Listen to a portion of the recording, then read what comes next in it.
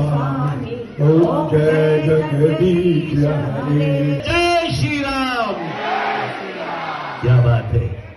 आज राज्यासह देशभरातील वातावरण राममय झालंय।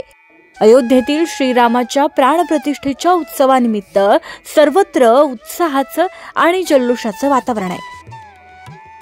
पण हा जल्लोष फक्त भारतातच आहे असं नाही, तर जगभरातील विविध देशांमध्ये स्थायिक भारतीयांकडून हा जल्लोष साजरा करण्यात येतोय।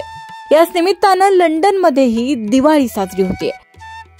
पूर्व लंडनमधील लोफर्ड भागात भारतीयांनी अयोध्येतील श्रीराम प्राणप्रतिष्ठेनिमित्त भव्य रॅली काढली आहे। यात लंडनमध्ये स्थायिक जवळपास 1000 भारतीयांनी आपला सहभाग नोंदवला।